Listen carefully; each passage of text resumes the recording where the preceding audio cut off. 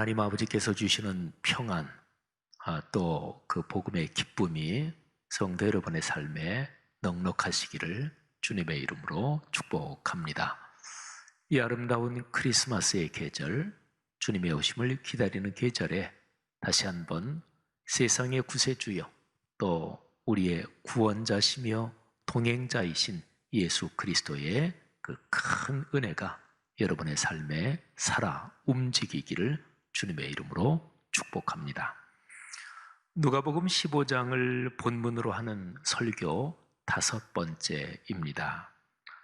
15장에 기록된 세 가지 이야기 가운데서 탕자의 비유로 널리 알려진 세 번째 이야기를 지난번 설교에서 처음 시작했고 오늘은 두 번째로 묵상합니다. 가출한 둘째 아들이 가진 가장 큰 문제는 가치관이 잘못된 것입니다. 신앙적인 용어로 말하면 신앙 정체성이 잘못 형성된 것입니다.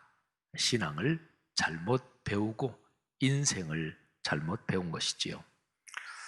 이 상황을 두고 아버지가 잘못 기른 것 아니냐, 또는 이야기에는 등장하지 않지만 그 집안에 어머니에게 문제가 있는 것 아니냐 하는 식으로 생각하면 빗나간 비약입니다.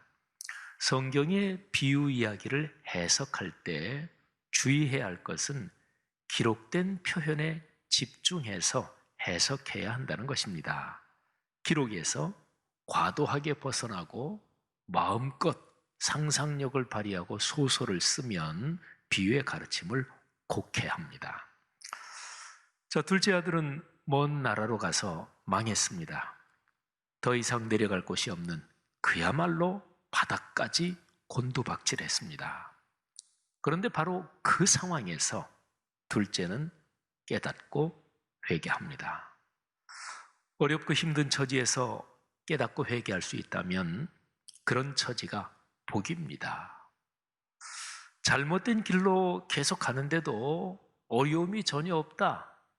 그게 잘못된 길인데도 뭐 생활의 모든 게 다 잘 계속해서 술술 풀린다.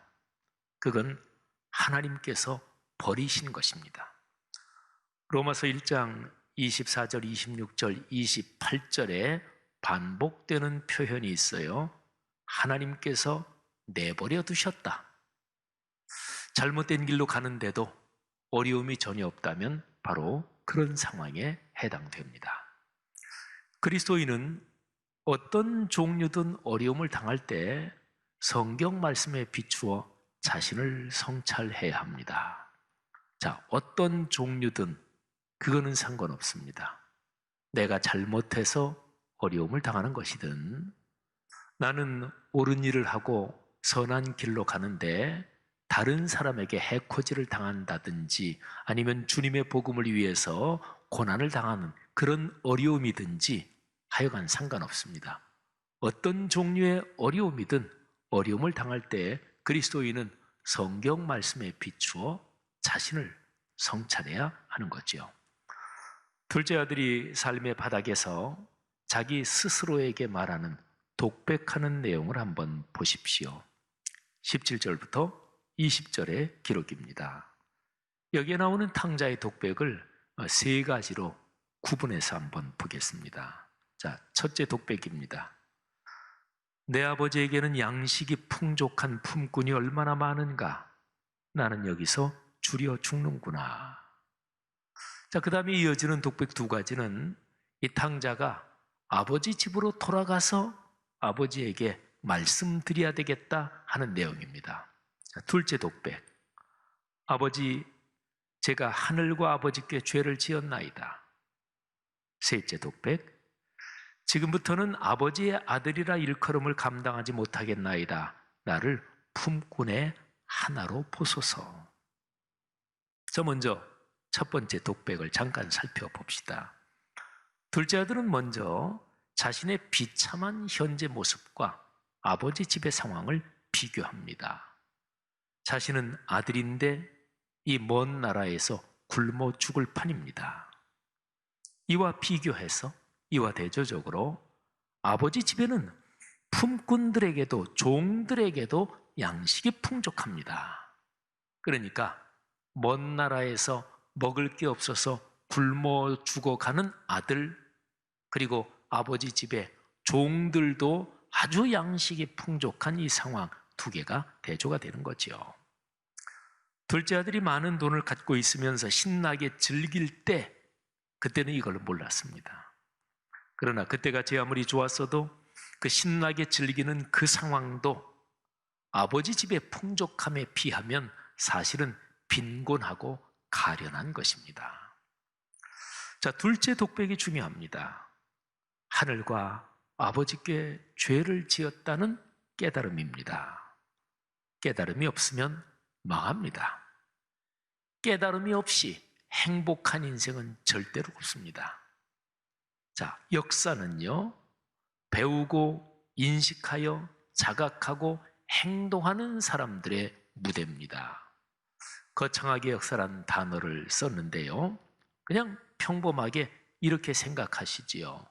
살아가면서 친구들 사이든 가족 관계든 회사든 뭐 어떤 사회적 관계에서 내가 인정받지 못하고 옆으로 밀려나고 왕따 당하고, 그건 결코 행복한 삶이 아니지요. 사람이 살아가는 삶의 여정에서 중심 무대에서 주인공으로 살아가는 그 길이 무엇일까요? 그게 거창하게 말하면 역사의 무대에서 주인공으로 살아간다 하는 얘기지요. 그는 깨닫는 것입니다. 깨달음에는 네 가지가 포함되어 있습니다. 배움, 인식, 자각, 행동입니다. 자, 보세요.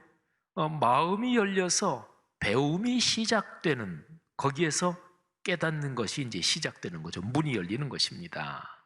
그러니까 마음이 열리지 않으면 제 아무리 좋은 내용이 들어와도 이걸 배우지 못합니다. 배우지 않죠. 듣지 않으니까 배울 리가 없는 거지요. 그리고 진지하게 배우면서 새로운 인식이 들어옵니다. 전에 몰랐던 것. 아, 그렇게도 볼 수 있구나. 아, 그게 맞네. 새로운 인식이지요.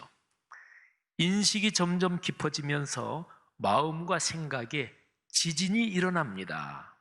그러니까 지금까지 내가 살아왔던 것이 잘못된 것이구나, 이런 각성이 일어나는 거지요. 배움과 인식을 통해 받은 것이 마음에 깊이 새겨지는 단계입니다. 자, 그리고 제일 마지막 단계는 행동. 그렇지요. 사는 것이니까 행동입니다. 셋째 독백은 아들 자격이 없음을 고백하면서 아버지 집에서 품꾼으로라도 살고 싶습니다 하는 것입니다. 새롭게 시작하겠다는 결단이죠. 진정으로, 그리고 진실한 마음으로 새 출발을 하는 사람은 계산하지 않습니다. 새 출발하겠다 그러면서 계산기 두드리면 그거 가짜입니다. 진정으로 새 출발을 하는 사람은 이해관계를 따지지 않습니다. 모든 것을 내려놓고 빈 마음이 되어 새 사람으로 삽니다. 기억하십시오. 진정한 회개는 계산하지 않습니다.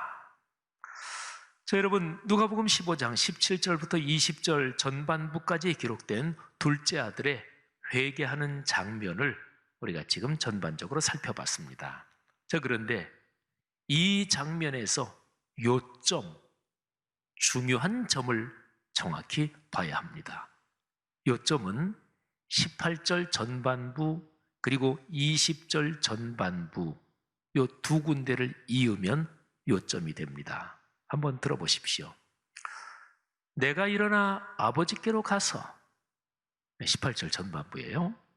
그 다음에 20절 전반부는 이렇습니다. 이에 일어나서 아버지께로 돌아가니라. 아멘. 18절 전반부는 이 둘째 아들이 독백하는 내용이에요. 내가 일어나 아버지께로 가야지. 그리고 20절 전반부는 둘째 아들이 실행하는 장면입니다. 이에 일어나서 아버지께로 돌아가니라. 둘째 아들은 지금의 상황을 떨치고 일어나겠다고 생각합니다. 그리고 기어이 떨치고 일어납니다. 아버지 집으로 돌아갑니다. 여러분 생각해 보십시오. 얼마나 많은 사람이 생각만 하는지 모릅니다. 생각이 유달리 깊고 지혜로운 사람이 많습니다. 그러나 그렇게 생각하는 사람들 중에서 얼마나 적은 수의 사람만 그 생각을 행동으로 옮기는지 모릅니다. 그러니까 두 가지가 중요합니다. 첫째, 바른 생각. 두 번째, 용기 있는 행동입니다. 세상에는 바른 생각만 하는 그런 사람들이 수도 없이 많습니다. 물론 바른 생각도 못하는 사람도 많지요. 그 중에서 바른 생각을 한다, 참 귀한 분들이지요. 그런데 거기에서 그치는 사람들이 수도 없이 많아요. 그것 가지고는 안 됩니다. 바른 생각을, 용기를 가지고 행동으로 옮겨야 합니다. 자, 바로 이것이 둘째 아들의 회개 부분에서 요점입니다. 자, 제가 이제 오늘 설교에서 제일 중요한 부분, 탕자 이야기의 회개 부분에서 요점 중에 요점을 말씀드리겠습니다. 18절 전반부, 20절 전반부의 내용을 이으면 요점이라고 말씀드렸죠. 근데 지금 말씀드리는 것은 요점 중에 요점입니다. 자, 9절은 17절 전반부입니다. 이에 스스로 돌이켜. 다시 한번 말씀드릴까요? 둘째 아들이 이제 돌이킨다는 장면입니다. 이에 스스로 돌이켜. 자, 이 부분은 다른 한글 성경에는 제정신이 들었다, 정신을 차리다 이렇게 번역이 되어 있습니다. 영어 성경 킹 제임스 버전에는 come to his sense 이렇게 번역이 됐어요. 그러니까 뭐 한글로 번역하면 제정신이 들었다 뭐 이런 뜻이죠. 영어 성경은 뭐 대부분이 다 come to his sense 이렇게 번역이 됐습니다. 그런데요, 이 17절 전반부에 독일어 번역이 아주 주목할 만합니다. 독일어 번역으로는 이렇습니다. in sich gehen 세 단어예요. in sich gehen. 자, in은 어디로, 그리고 지히는 자기 자신, 그리고 gehen 이거는 가다 이런 뜻이에요. 세 단어로 된 표현을 각 단어의 뜻 그대로 직역해서 옮기면 자신 안으로 걸어 들어간다 이런 뜻입니다. 여러분 한번 생각해 보십시오. 사람이 어느 때 자신 안으로 들어갈까요? 자신 안으로 걸어 들어간다는 것은 어떤 상황일까요? 인지겐이라는 독일어 표현이 글자 그대로 자신 안으로 걸어 들어간다 이런 뜻은 아니에요. 그러니까 비유적으로 적용이 돼서 뭐 역시 자신을 성찰한다, 자신을 살핀다 이런 수고입니다. 자, 그런데요, 이 17절 전반부 신약성경은 원래 헬라어가 원문이죠. 요 17절 전반부 이에 스스로 돌이켜 요 전반부의 내용의 헬라어 원어의 구조가 독일어 원어의 구조하고 완전히 똑같습니다. 독일어 성경은 세 단어 인지겐 자기 안으로 들어간다 이런 얘기죠. 헬라어 원어도 세 단어로 되어 있습니다. 에이스, 에아우톤, 엘톤. 독일어와 마찬가지로 세 단어인데 에이스는 어디로를 뜻하는 전치사입니다. 뭐 독일어 인하고 똑같아요. 에아우토, 자기 자신을 뜻하는 대명사입니다. 그리고 엘톤, 가다 이런 뜻의 동사입니다. 헬라어와 독일어 이 부분이 어순과 구조가 정확하게 똑같습니다. 각 단어를 글자의 뜻대로 직역하면 자신 안으로 걸어든다, 자신 안으로 들어간다 이런 뜻입니다. 성도 여러분, 우리는 여기에서 아주 중요한 점을 깨닫습니다. 둘째 아들은 삶의 비참한 처지에서 비로소 자신 안으로 걸어 들어가서 그래서 자기의 모습을 정확하게 본 것입니다.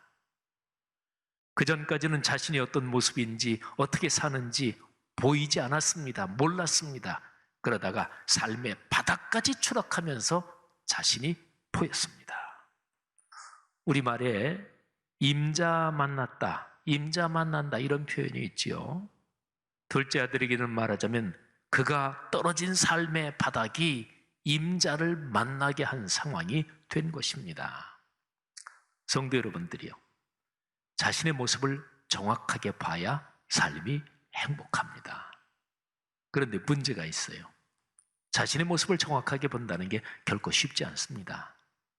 많은 사람이 이쪽으로 떨어지든지 저쪽으로 떨어지든지 그렇습니다. 이쪽으로 떨어진다는 것은 교만하고 자만해서 자신을 과대평가합니다. 교만하고 자만해서 행복할 수가 없잖아요. 또는 반대쪽으로 떨어집니다. 자기 열등감에 빠지고 자기를 비하하면서 그래서 자신을 과소평가합니다. 있는 그대로의 내 모습을 보는 것이 참 어렵습니다. 어떻게 해야 되나요? 어떻게 자신의 모습을 제대로 볼 수 있을까요? 사람은 예수 그리스도의 말씀을 통해 하나님 앞에 서야 자신의 모습을 정확하게 볼 수 있습니다. 우리는 말씀 앞에 서면 먼저 깨닫는 것이 자기 자신의 결정적인 한계 상황을 깨닫고 봅니다. 죄의 굴레에서 벗어나지 못하는 비참한 모습을 봅니다. 사도 바울이 로마서 7장 21절부터 24절에서 깊이 탄식하는 바로 그런 상황입니다. 로마서 말씀 한번 들어보세요. 그러므로 내가 한 법을 깨달았노니 곧 선을 행하기 원하는 나에게 악이 함께 있는 것이로다. 내 속사람으로는 하나님의 법을 즐거워하되 내 지체 속에서 한 다른 법이 내 마음의 법과 싸워 내 지체 속에 있는 죄의 법으로 나를 사로잡는 것을 보는도다. 오호라, 나는 곤고한 사람이로다. 이 사망의 몸에서 누가 나를 건져내랴. 사도 바울이 탄식하는 이 내용을 한번 생각해 보세요. 하나님의 뜻대로 살기를 원합니다. 또 그러고 싶어요. 그런데 안 돼요. 이게 인간의 결정적인 한계 상황입니다. 하나님의 말씀 앞에 설 때 우리가 먼저 깨닫고 먼저 보이는 게 이거예요. 그런데 이것만 보면 좌절합니다. 그런데 하나님의 말씀 앞에 진실하게 설 때 우리는 이것만 보는 게 아니라 동시에 말씀 앞에서 가없는 은혜를 봅니다. 예수 그리스도의 십자가에서 하늘아버지께서 베풀어 주신 그 사랑을 받은 내 모습을 봅니다. 여기에서 우리는 새 힘을 얻습니다. 내 능력이 아니라 하나님의 은혜로 산다는 것을 다시금 깨닫고, 그래서 사도 바울이 로마서 8장 1, 2절에서 말한 것처럼 감사로 이렇게 선포하는 거예요. 그러므로 이제 그리스도 예수 안에 있는 자에게는 결코 정죄함이 없나니 이는 그리스도 예수 안에 있는 생명의 성령의 법이 죄와 사망의 법에서 너를 해방하였음이라. 아멘. 성도들이여, 말씀의 빛으로 자신을 성찰하는 것은 신앙생활하면서 가장 중요한 몇 가지 훈련 중에 하나입니다. 말씀을 묵상하면서 자신을 성찰해야, 그래야 신앙이 성숙해집니다. 주님께서 말씀하신 것, 자기를 부인하고 자기 십자가를 지고 나를 따르라. 이 명령은 자기 성찰이 없으면 시작도 되지 않습니다. 주님께서 하신 또 다른 말씀, 너희는 세상의 소금이요 세상의 빛이다. 소금으로 살고 빛으로서 살아라. 얼마나 복된 말씀이에요. 시편 1편에 있는 참으로 중요한 말씀, 복 있는 사람으로 사는 것, 이런 것들도 말씀으로 자신을 성찰해야 그 길이 열립니다. 말씀 3 공동체 가족 여러분, 묵상지 보시니 참 좋았더라를 활용하여 말씀 앞에서 자신을 성찰합시다. 사랑하는 한국교회의 그리스도인들이여, 어떤 방식, 어떤 방법으로든 하나님의 말씀인 66권 성경 말씀을 묵상하며 자신을 성찰합시다. 이 훈련이 깊어진다면 외부 활동을 줄일 수밖에 없는 코로나19 상황이 오히려 역설적으로 큰 복이 될 것입니다. 하나님께서 이 코로나19 상황에서 한국교회 또 이 땅의 그리스도인들에게 말씀 앞에서 자신을 성찰할 수 있는 위대한 기회, 위대한 선물을 주신 것으로 믿습니다. 우리 아버지이신 하나님께서 여러분을 사랑하며 또 축복하십니다. 크리스마스를 기다리는 이 대림절의 복된 기간에 이런 큰 복이 여러분에게 넘치기를 주님의 이름으로 축복합니다.